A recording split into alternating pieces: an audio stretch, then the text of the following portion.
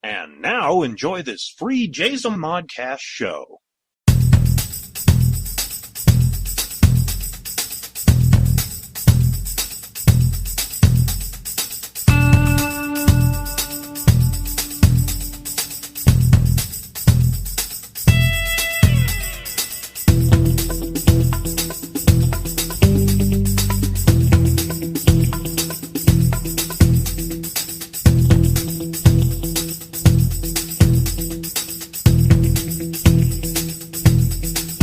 Grindhouse Sleaze.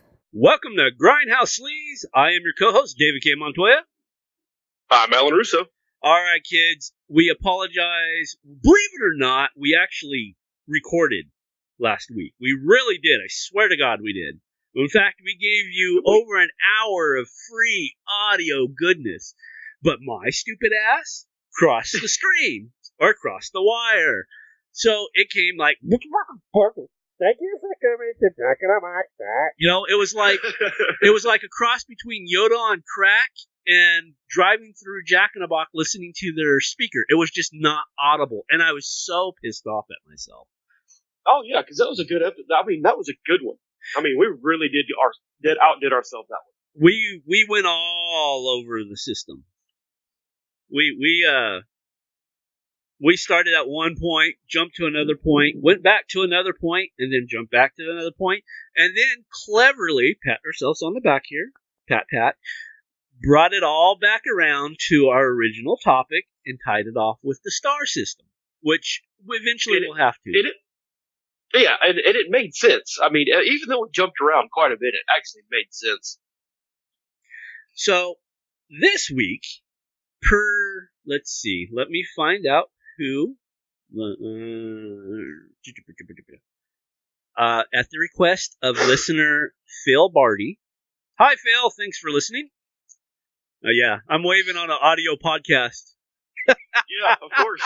Like they can see you, dumbass. Yeah, really. He sent in a plethora of, grindhouse movies that would be really fun to watch, and one of them that we both agreed on was Death Race 2000 with David Carradine. And where did you find it at?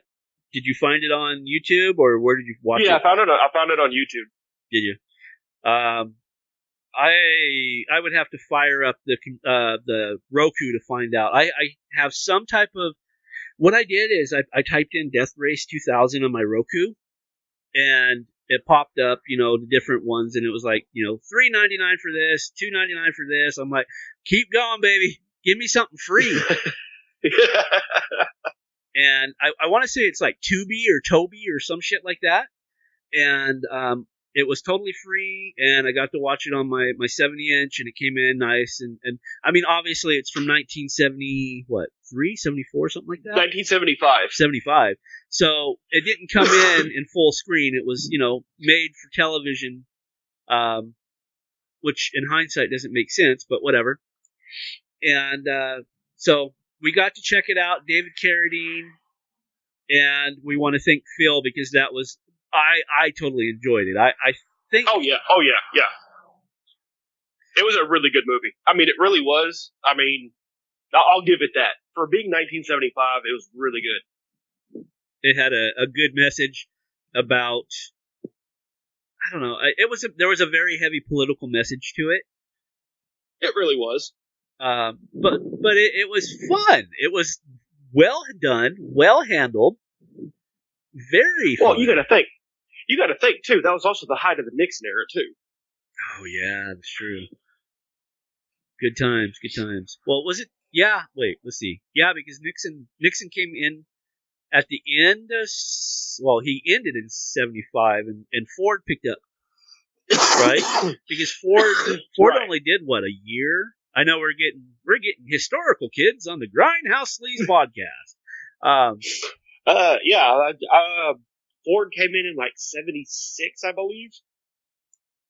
Okay, I'm noticing as we're speaking, we're hitting the red zone. So let me turn this down a little bit because Don't want to have any problems. Okay. Yeah, because Ford came in, I believe, at the end of 76. Or no, he came in at the beginning of 76. Something like that. Yeah, it was somewhere in there. I don't remember exactly when. So we set up, what did you think of Frankenstein, who is played by David Carradine? It was an interesting concept. I mean, because you think about it, he's supposed to be, the friend of the president, yada, yada, yada. Well, of course, he was made to take the president out by the end of the movie. Yeah. But that was the thing. The rebels didn't know that. Right. And, they're trying to take him out and not understanding he's doing the same thing they're trying to do.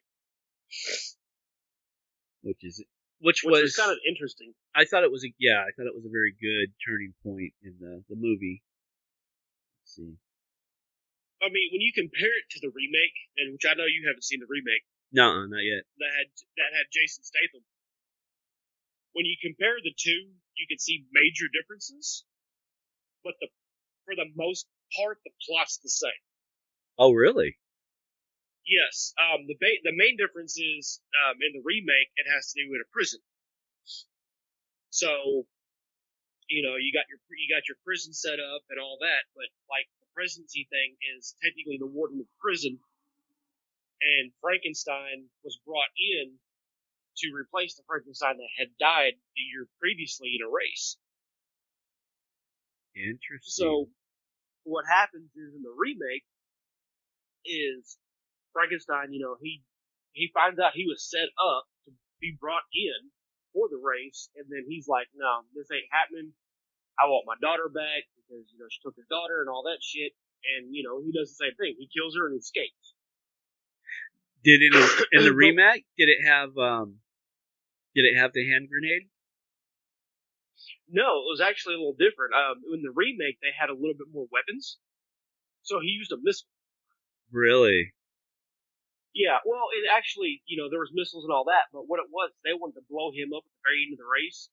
Well, the mechanic had found out that they had put a bomb under his car, so they sent it back to the warden. So when she went to go set the bomb off, she blew herself up. Oh, shit. I'm going to have to watch the remake. It's really good. It's kind of political, it's set in the future and all that, just like this one. Yeah. Which, and what I was shocked is when I saw Sylvester Stallone for the first time. I was like, really? Because, and then I looked it up. This is his first role. Yeah, Machine Gun Joe. Yeah, Machine Gun Joe. And, they use a lot of the same character names in the remake. Oh, do they? They use Machine Gun Joe and Frankenstein. That's cool. But the rest of them, they changed the name. But those are the two names they kept the same in the remake. Well, yeah, because the others were pretty much Nazis. Right. So, but in this one, it's interesting because it's a transcontinental race versus just a race in a prison. Right. You know what it reminded me of? It reminded What's me. that? It reminded me of the old cartoons we used to watch as a kid, the Hanna-Barbera cartoons called Wacky Racers. Do you remember those? Sort of. Yeah, it reminded me of Wacky Racers on crack. It actually kind of reminded me of Speed Racer. Yeah. There was definitely elements of that. Yeah, I mean, but you got to think those are the cartoons we grew up with. So I mean, True. There's all kinds of differences and things that you can take out of it, but it was very political, and I'll give it that. It was a very, very political movie. And, spoilers if you haven't watched a 40-something-year-old movie, 43 at this point, is Frankenstein becomes president of the United States at the end. Yeah. And, but like I said, you kind of, the way the cars were designed, it kind of reminds you of Speed Racer. Yes, and the teeth. I love the teeth on the teeth and the horns. Yeah. I was dying. You know? I was literally dying when they brought the wife on to the construction worker, the guy that first gets killed. And she's like, you know, you can tell she's all sad, but they're like, and we'll give you, you know, a trip to Acapulco. And she's like, yay! You know, I was dying. Yeah, you know, your husband's dead, but hey, you get the trip to Acapulco. Yeah, well, and then what tripped me out, and this is kind of an interesting thought about it. You know, not only did they do that, but they gave her the next year for her own TV was a 50-inch 3-dimensional TV. Yeah.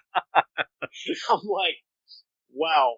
You know, and those are all over today. You know, back in the 80s and the 90s, even the early 2000s, it's like, wow, 3D, that's awesome. It is. You know, ooh, a 50, you know, it's like, ooh, a 50 inch. Yeah. Holy shit. And now it's like, 50 inch ain't nothing. No. You know, I want a 95. There's actually a 110 inch that I seen that I really want. And I mean, yeah. Well, I mean, even now, I mean, you can go to Best Buy for like, you know, $150, $200 and buy like a 250 inch projector. Yeah. You know, actually, I was just at Best Buy, just like 15, 20 minutes ago. Just because I'm trying a different setup, you know, as far as, that reminds me to ask you, how do I sound? Do I sound clearer now? Yeah, you sound a lot clearer. Because originally what I was doing in the last episode and with other podcasts that I had to call into, I was using a headset, kind of like what you're wearing, and I put a splitter at the end of it and ran the headset in there and then ran that to the soundboard. But what I'm doing here is you're literally hearing my mic, which is a XML or MXL rather, you know, high quality mic that's ran to the soundboard, and I'm running the soundboard into the splitter, which then goes into the phone. So you're literally hearing the mic, the quality mic, instead of like a shitty headphone. So I digress. I was going to talk about the television, but I just wanted to make sure everything sounded good while I'm thinking about it. But so I was there at Best Buy, and I think the biggest 3D TV that I saw, because I had to go back and I bought a where is it at here? I bought it's a 1/4 inch to a 3.5 millimeter. It's a mini headphone jack adapter. So that way I can run the 3.5 into the mixing board, but because it's only a 1/4 inch into the iPhone, so it's an adapter that switches it over. Anyway, they're right next to the TVs, and I think they had like a 95-inch 3D TV. Now, and I guess you have to buy the TV or the glasses separately. Now, if you're gonna pay $5,000 for a 3D TV that's an 8K, you know, number one, yes, that is a great deal, but you should at least be able to have the glasses to go with it, because the glasses are hanging right next to, you know, the boxes. Yeah. And they're like, I don't know, $20 per glass. I'd be like, you take care of those glasses. You can have a pair of glasses every year on your birthday. That'll be your only birthday present. You know? Right. Well, I mean, most 3D TVs come with a pair of at least 1 to 2 pairs of glasses. Really, this one was an LG, and it didn't. That's what I could tell.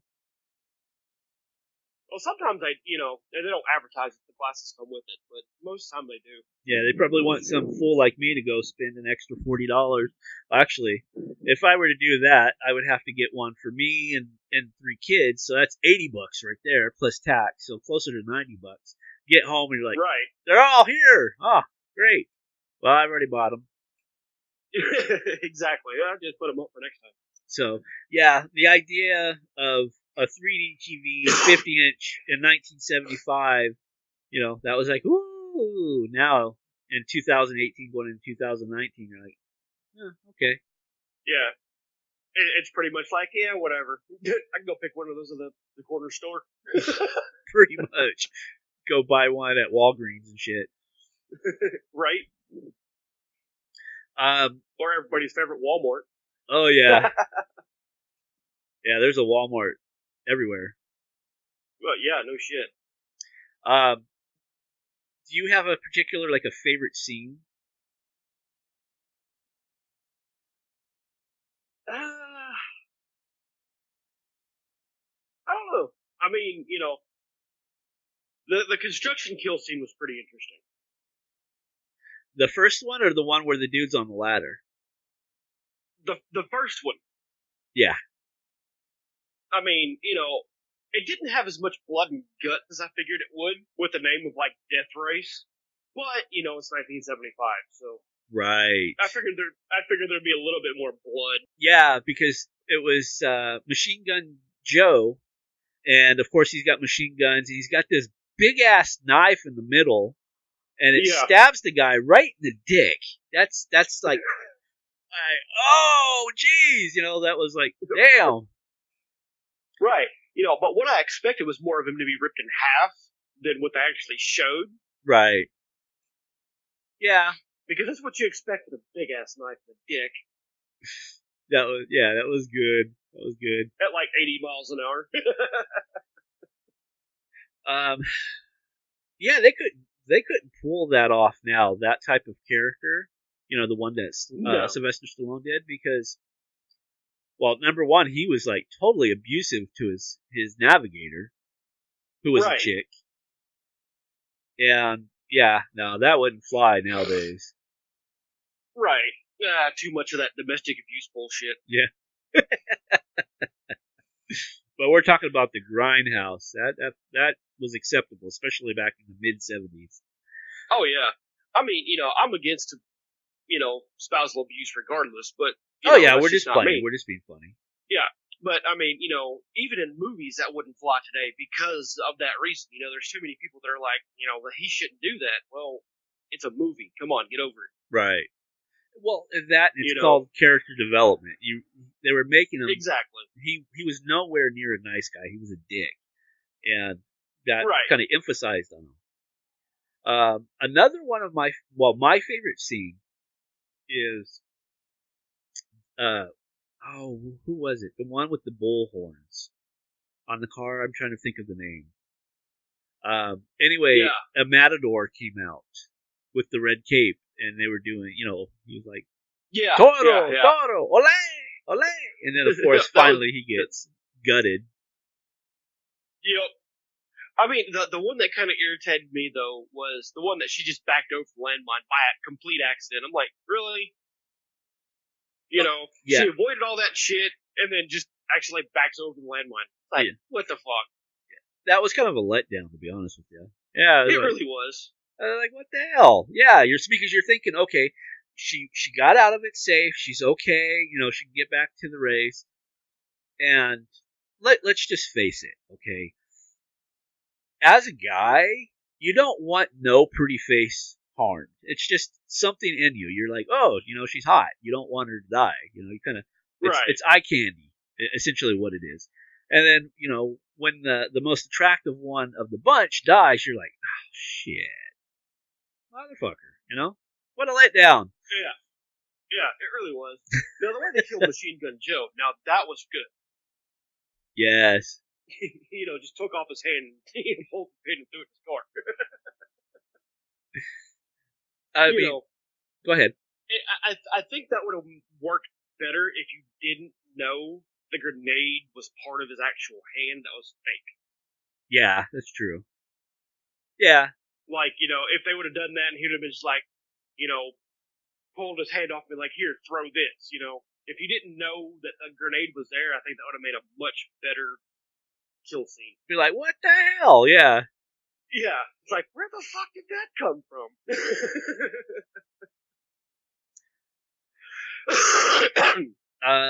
But,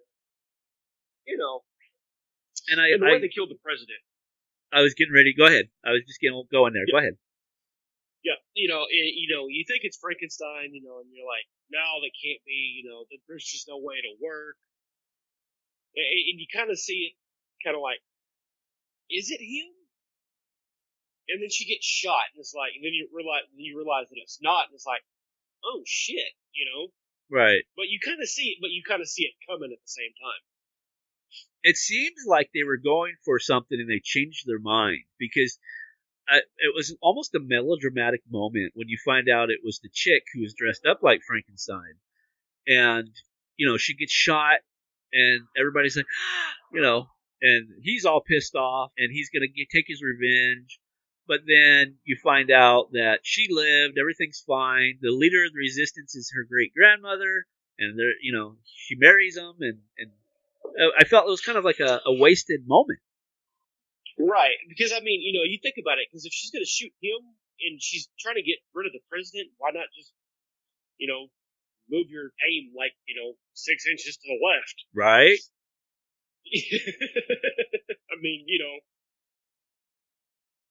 No, I totally feel you. Why kill a racer when your problem's with the president and the presidency? Right. That made no sense to me. Yeah. But, you look at it too, and there's a lot of wind, so it kind of makes you wonder if the trajectory of the bullet didn't miss because of the wind. I didn't give it that much thought. It was like 2, 3 o'clock in the morning. I was. Yeah, well, just kind of a thought, for what I do for a living, it kind of makes you wonder. Right. And we covered that in episode 2 that we didn't get to play. Go ahead and tell the listeners what you do for a living now. I am actually a full-time paramedic. So, me seeing death and dismemberment and gross shit, that's a daily for me.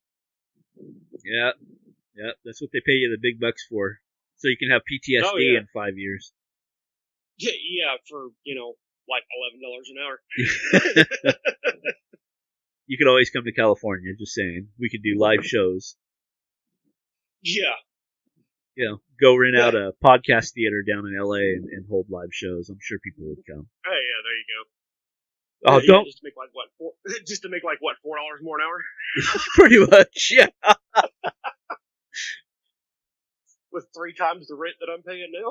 Yeah, dude. It's just like, food up here is just ridiculous. We're coming to we're September 1st we're September 2nd, as we're recording this. So it'll come out September 4th when it comes out, this show. And it's still like $4 a gallon here in California for gas. Yeah, see, right now here in Arkansas, it's like $2.60 a gallon. See, that's bad for Arkansas. Holy crap. Yeah. But you gotta think, rent out there is like fucking ridiculous compared to what I pay. Yeah, even where I live here in the high desert, it's getting high. Yeah, well, you gotta think, but I'm getting my rent fairly cheap because the guy I'm renting it from, I pay $400 a month. But, housing in this area is starting out at $900 a month. Wow. Yeah. And I'm talking, and you're talking like, small town Arkansas. Yeah. Population, 15,000 people. I know we're digressing again, but now Russo knows, because actually the house that we lived in when we became friends, I say we, my wife and I, we lived there, and it was a big house. It was, yeah, and we paid what, $300 a month for it, something like that. Was like $450, I think. Was it $450? Yeah, it wasn't that. You were paying a little bit. You were paying less than $5. But I just remember it was cheap for the size. Yeah. Because I remember when you moved into your apartment back in California, you're telling me you're paying $700. I'm like, holy hell. Yeah. And now that same apartment goes for about $13. Exactly. So, I love California, and they're overpriced. Yeah, no shit. I'm not going to get on Governor Brown, so we're going to move on ahead.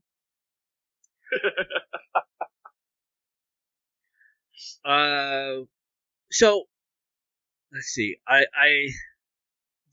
There's one question in the movie that they didn't answer, and I wish they would have answered. Is the reporter, the blonde reporter? Yeah. She keeps hinting that they had a relationship. Her and Frankenstein. In the beginning, when he comes to, she's like, oh, my dear friend, and she kept referring to him as my dear friend. And there was a bit of flirtation from her to him, but he was very cold because he was Frankenstein. And that was never addressed. That was kind of one of the only things that because they tied up all the loose ends very nicely. I think, yeah, they did. I think with that one, because if you notice throughout the whole movie, she always said, my friend this, my friend that. So I'm thinking it was kind of just one of those characters that, that's just the way she was. And it really wasn't, there was no relationship. It was just, and she could have been a government informant, part of the program that he was under. Right. Yeah, I wish they would have addressed her. I mean, I know that she was just a minor character, but that was like one of the only things that they didn't really, tie up the loose end. Yeah, but it wasn't a big loose end, it was just kind of one of those. Did you know that last year, they made a sequel? It's called, it's called Death Race 2046. And I was waiting for the show to tell you about it. I haven't seen it yet. I just heard about it. And it's on Netflix. I might have to go check that out. Yeah, I'm thinking that maybe we should watch it and then come back next week and give them a thoughts on the sequel. Definitely. Because I know there's people out there that say that they don't really care for the Death Race 2000, which if you don't care for Death Race 2000, I think you can appreciate the Grindhouse itself, because to me that was total Grindhouse, minus the lack of blood guts. Right, but I mean that's the thing about Grindhouse. It didn't have to be about blood and guts. It's just that campy, cheesy jokes and the fun stuff that made the movie. Right. Yeah, I thoroughly enjoyed it. I really did. I thought it was a great show. It really was. I mean, there was some spots in there that they kind of drug it out a little bit, but I mean, they had to fill it in with something. Right. The where they were there eating dinner. Yeah. And they called Frankenstein away, and that whole, Machine Gun Joe and his chick, and just the other chick, the other navigator. It was just, to me, that was very entertaining. It was the fight between Frankenstein and Machine Gun, which you're like, okay, number one, you're waiting because it's David Carradine, so you're waiting for him to bust out kung fu, Kwai Chang Caine. There we go. That's a tongue twister from Kung Fu. But anyway, no, he standard fist fighting. But you're waiting because you're seeing Rocky fight Kwai Chang Caine.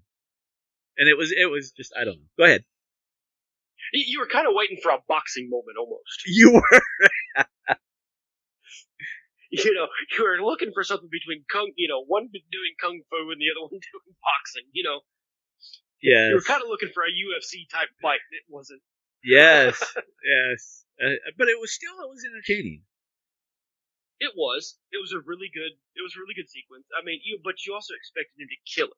Yeah, you did. Which, and I'm glad they didn't at that point, because then it would have made a problem later on. But it was interesting because you go back and you watch it and you're like, okay, Sylvester Stallone is more built than David Carradine, so you would kind of think that Stallone would get the better part.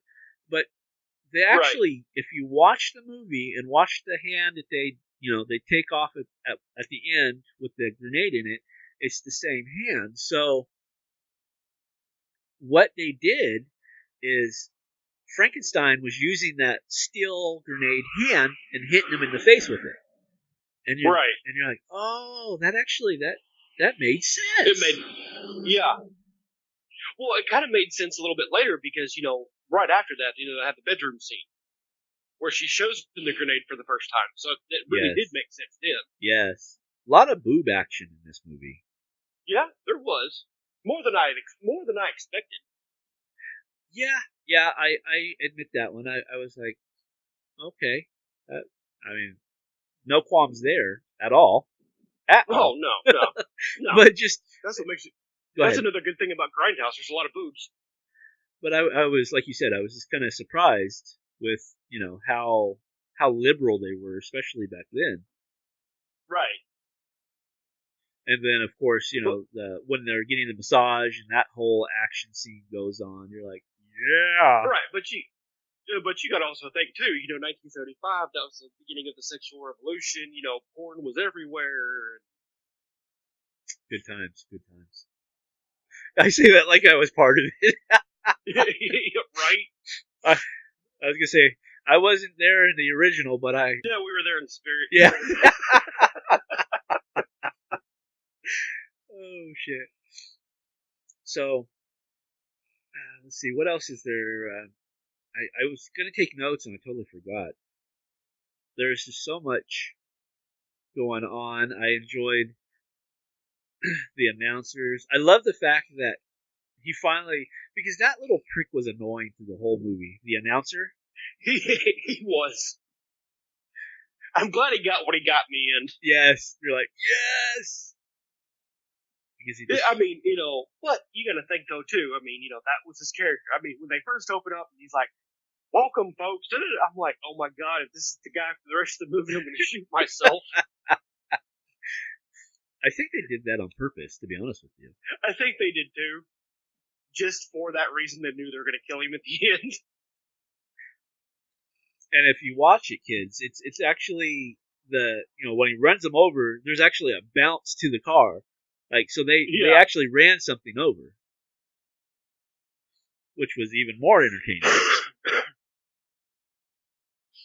He was kind of an annoying character, but at the same time, he was also one of those characters you're like, he might be annoying, but he makes the film. Yes, he really does. Was there anything that you didn't care for? You're like,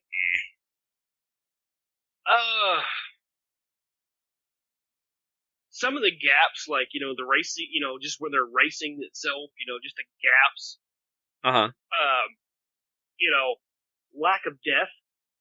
Yeah. Because, you had very little death scenes in between. It's like, I figured there'd be more. With a movie named Death Race, you would figure there'd be a lot more death. Yeah. The only thing that I can think of is the baby scene where they set him up with the bomb baby.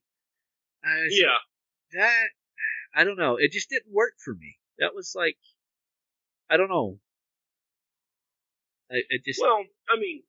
It worked because, especially when they talk about the point system. Well, yeah, no, for the movie itself, it works. But for me personally, the scene just didn't fit. Right. It didn't feel right. Right. Well, because you got to think. Back in 1975, they could get away with anything. Right.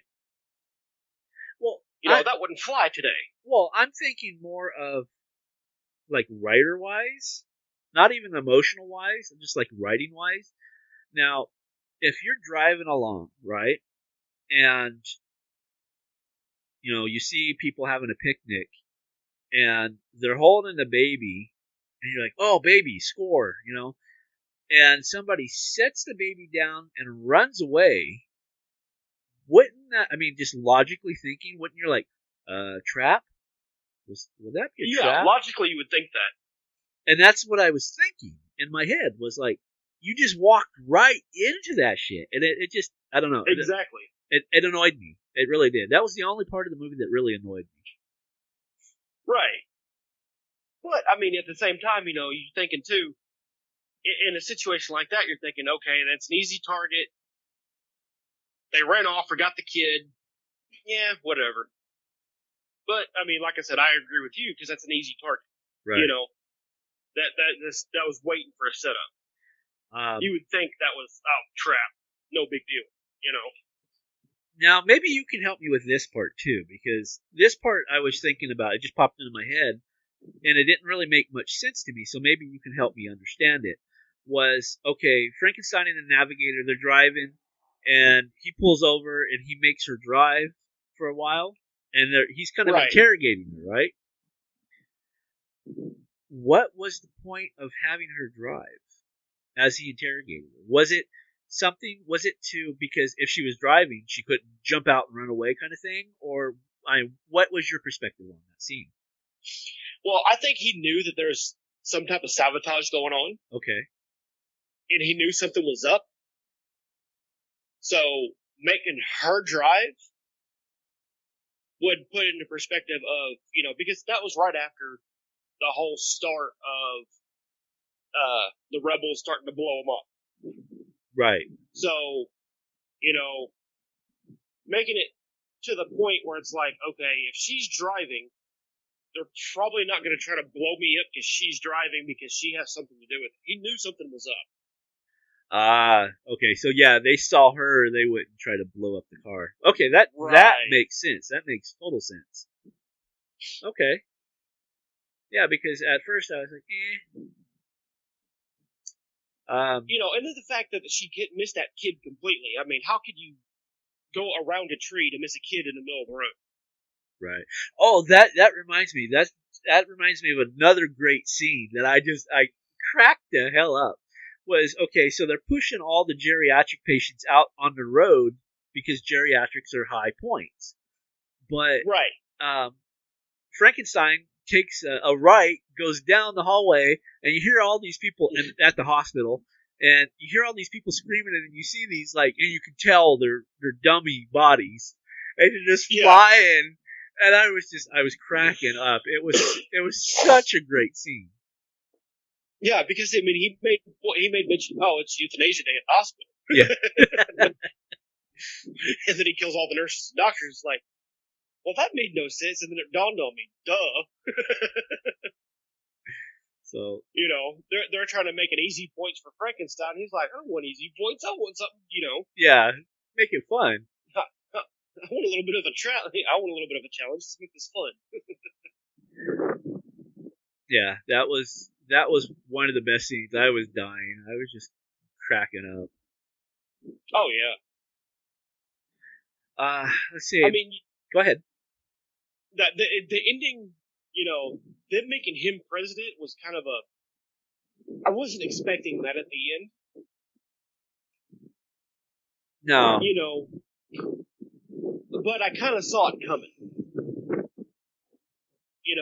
The end of the era that they were living under and all that. I saw all that coming. Because him and her both had the same agenda. Right. But them making him president, I was like, okay, that's a little weird. You might have to take your hand and cover your mic because I'm getting a lot of wind. Okay.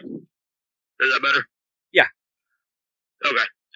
But, that's what I was thinking is like, why would they do that? Why would they make him president? It made no sense. I don't know. I mean, yeah. Because I know everybody loved Frankenstein, but was it because he was such, quote unquote, a good friend with the president? It's possible.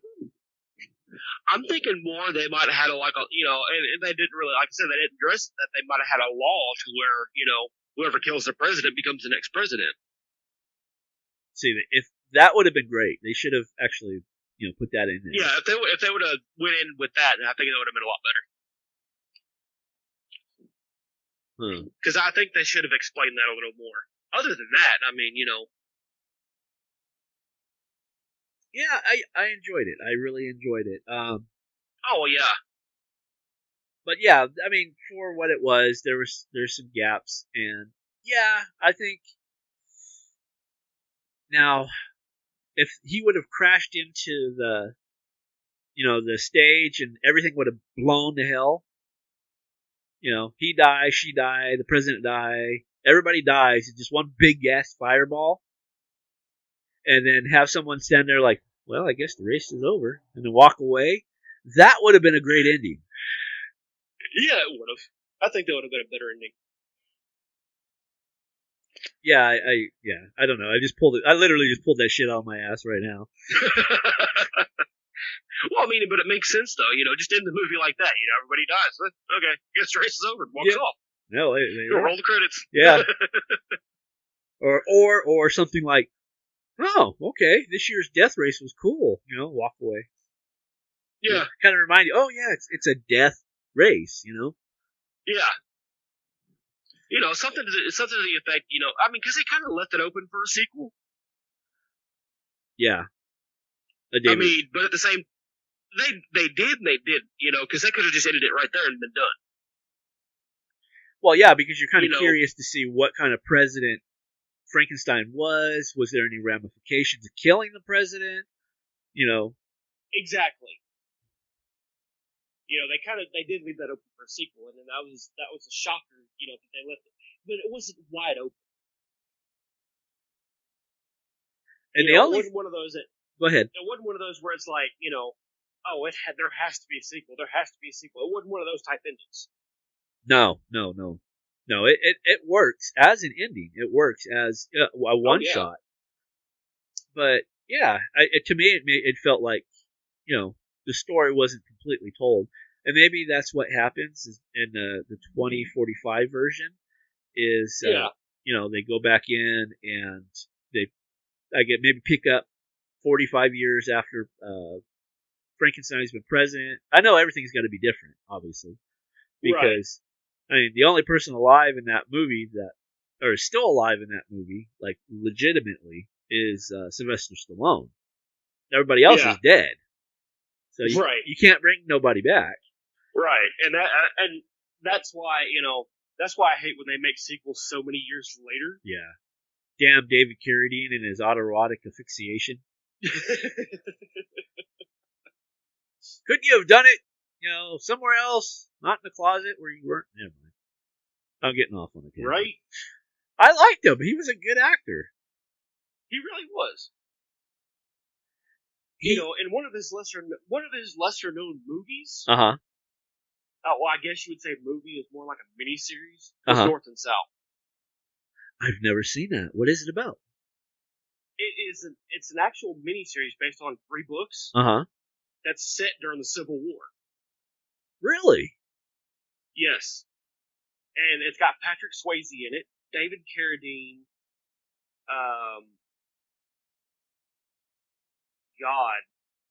bunch of 80s actors. 80s and even 90s actors. I mean, when was this done? In the 90s? It came out in the mid 80s. Oh, okay. But it's got like Beau Bridges and. Oh, damn! I haven't heard that name in years. Like really huge actors at the time. Like a couple of them were even in soap operas. Really? Like main soap opera characters. Trying to think of who else was in it, right off the top of my head, but some of them played like bit parts. Johnny Cash was in it. No shit. Yeah. Kirstie Alley. Damn, that's was in it. Yeah. Yeah, I mean, you're talking like some of the big actors in the mid to late 80s. Yeah, cheers. Right, and trying to think. I mean, there's like I said, there's a slew of actors because it's like 26 hours for all 3 for the whole miniseries. Like 26 hours. Really? Yeah, but it's based on 3 books, and it starts before the Civil War, during the Civil War, and after the Civil War. And it's good? It's really good. Okay. I mean, I know it's not Grindhouse, but I'm we're both movie enthusiasts. We both like a good movie. Right. So. I mean, David Carradine, he plays a very interesting character. Uh-huh. Because he plays a plantation owner that beats his wife. Ah, okay. But his character is like how do you put it? Like, Sympathetic? sort of. He's an asshole, Uh-huh. and you want to hate him, but you understand because of that time frame, Right. that time era. That's the way most people were. Right. Yeah, there was no equal rights back in the Civil War days. Right. You're thinking, okay, women are property, slaves are property, shit like that. So it made sense. But, it was one of those. It was a good It was a good miniseries. I have it on DVD. Uh-huh. I even have all 3 books. You know what movie we should watch? Let's see if I can find it here. I got it on Blu-ray. Shoot, no, I don't see it. Yeah, I do. Let's see.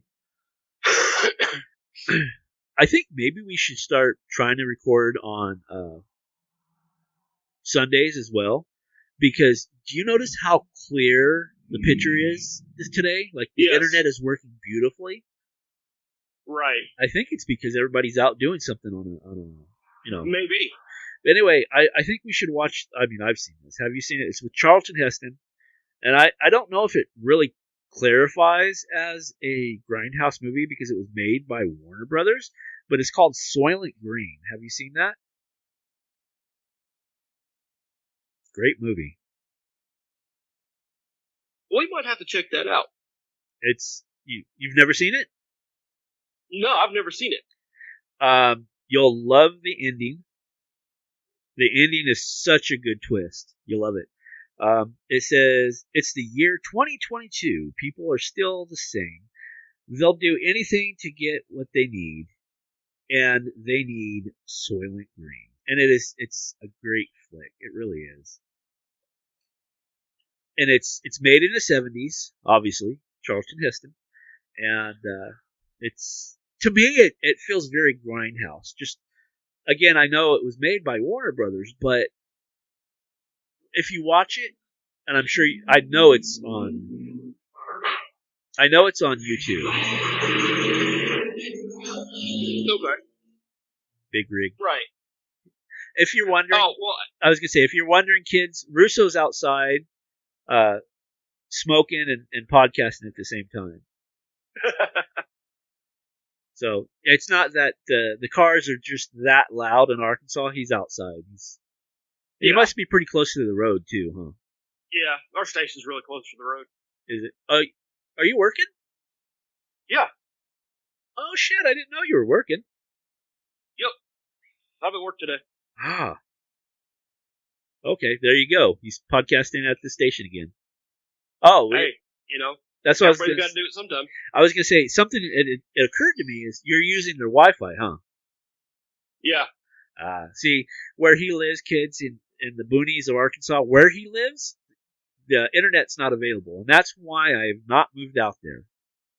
There's no such thing as fiber optic internet out there. I'm like, nope. Oh, there is, but it sucks. Oh, does it? Yeah. Oh, see.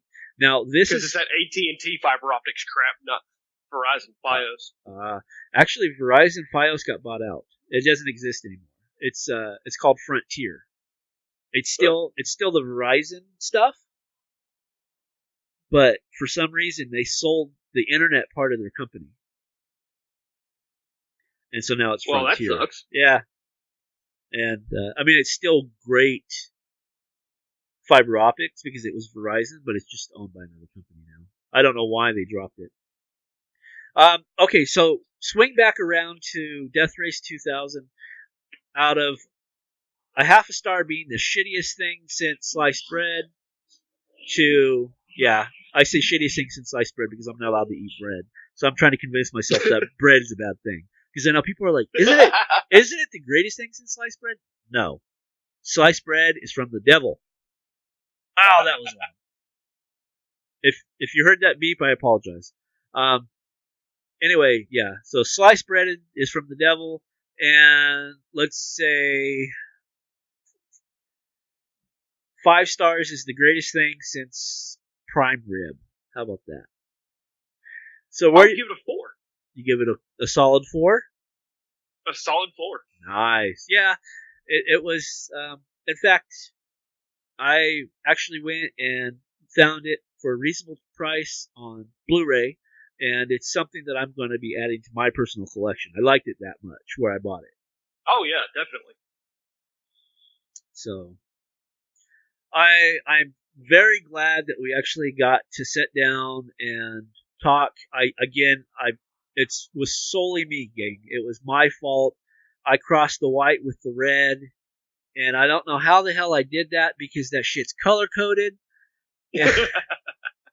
And I don't know. I don't know what I did. I think I kind of consumed myself too much. I don't know. I don't know. I'm just trying to make excuses, but I don't know what I did. But I screwed up. It's my fault. So, but we made up. This is a great show. Great movie. Go out there. We want to thank Phil Barty again for the, for recommendation. for the suggestion, recommendation for the movie. Right on. Again, if you want us to, obviously, if we pick your movie, we're going to tell the listeners, you're the one that suggested it. So, if you got a movie that you want us to review, and trust us, we've got a long ass list. I text messaged Russo last week, and I was like, out of all the people, because there were some movies that were like, I was like, no, that's too mainstream to be right. What was it? Bloody Mary. Okay. One of them was Bloody Mary. That was just one of the movies I remember I omitted from the list because I'm like, number one, it was made by like Universal or some shit, and number two, it had like a $50 million budget. That's not Grindhouse. No. So there is, a list that I went through, and I like, okay, that's Grindhouse, and I sent the best ones to Russo, and I like, look at, the list that we're getting, and so we do have a list, but you send it, and if it's something that we haven't seen or we want to talk about, we will definitely cover it. We will give, because out of the only ones on that list that you sent me the other day, this is the only one on that list that I have not seen. Yeah. And that's saying a lot when you have a list of like 12 movies and I haven't seen like one of them. Yeah. But send all suggestions, comments. You can tell us that you love us. You can even tell us that you hate us. I don't mind. I've been getting a few of the "you suck" emails now that we're back in the swing of things and my name's back out there. I don't know why it's directed at me, But anyway, send all emails. Who knows? Send all your emails, love, hate, or whatever, to Grindhouse_Sleaze at JayZoMon, JayZomon.com. And if it meets the criteria, if it's a movie that's not already on the list, or if it's a movie that we want to review that we've already seen, we will definitely do that. Also, because we missed episode 2, I'm also obligated to take care of a little housekeeping and say that the Grindhouse Sleaze podcast can now be found on iTunes, Stitcher, Google Play, YouTube, and pretty much wherever podcasts are consumed, you can find us there. So, or you can go to JayZoMon.com/JayZoModcast. That's JayZoMon.com/JayZoModcast and find Grindhouse Sleaze, because that's our home, kids. That's where you'll always find us. So again, Al, thank you. I appreciate you. I honestly didn't realize that you had to work today. No, it don't matter to me. I got all the downtime, sometimes. So you know how it goes. Yes, I'm working on The World of Myth. It's a magazine that I run. We're getting ready to launch episode 65. So maybe there might be something from you. Yep, of course, always. That's just a little plug to get it out there. Also, I've been negotiating with a couple of new podcasters. Someone's coming in to do Flashback Fridays, which I'm happy, because unfortunately the guy that we had wasn't able to. And then one guy from Australia has a podcast that he's thinking about submitting to the JayZoModcast. And then Jim Bennett, who was one half of the American Fat Ass podcast. We've actually been talking and trying to get him to bring something new to the show as well. That's all the housekeeping I got for this week. You got anything? Well, and then you got we mentioned this last episode, which of course got screwed up. But we talked about Tusk in episode 1. You sent me that link where Kevin Smith liked our podcast. Yes. I totally forgot that. Yes. Yeah. I mean, he really gave us a thumbs up, and that's awesome. I mean, someone like that's liked our review of his movie. That's great. Yeah, we're Kevin Smith fans, and whether it falls into the Grindhouse category or not, we at one point or another here soon, because we do have a list, which is kind of neat, but we will review Yoga Hosers, just for the simple fact that Kevin Smith was cool enough, because we did, we were honest. We said, this is some good points, this is not so good points. So we weren't just like, kissing his ass the whole time. We were being very honest, and I think he appreciated that, obviously, if he gave us a heads up. Thumbs up. So yeah, that's definitely. Oh my God, yeah, I woke up to that and I was like, "Oh, Russo!" I took a screenshot of my phone. Exactly.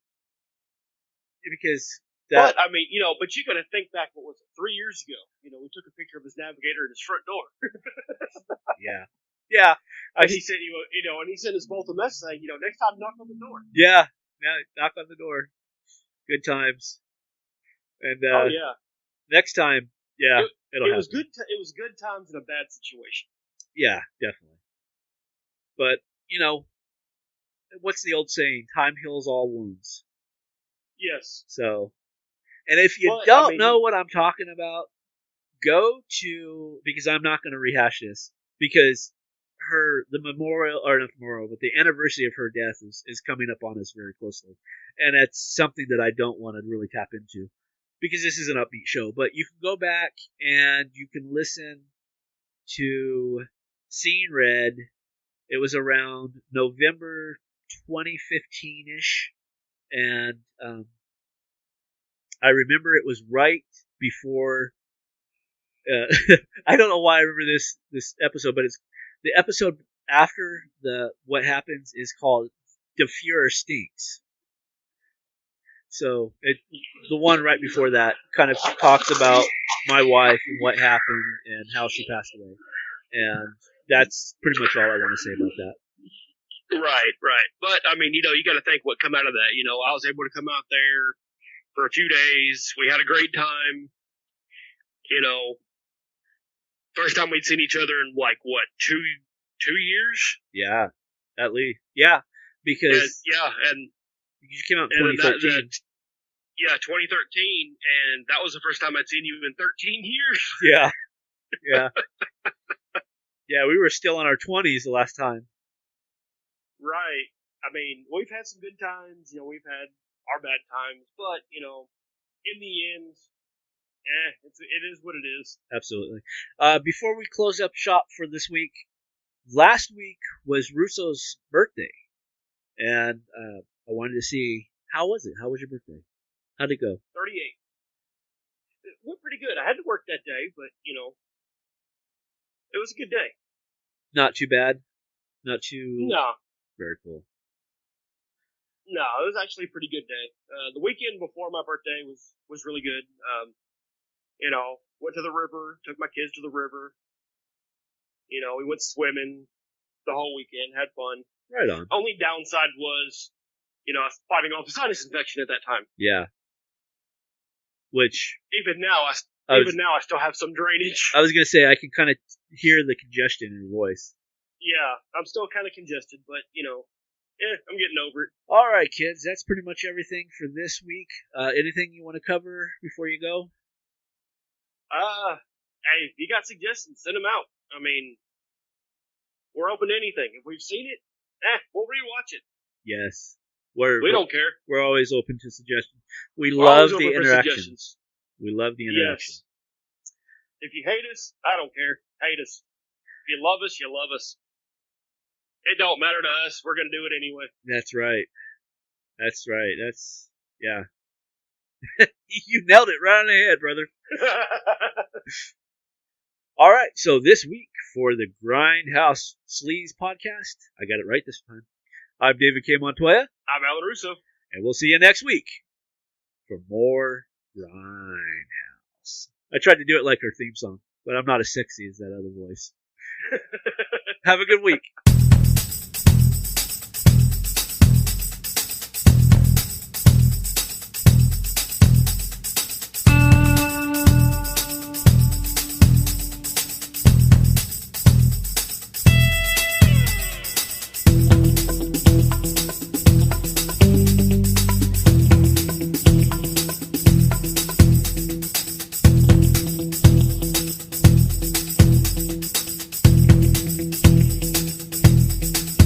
Grindhouse Sleaze.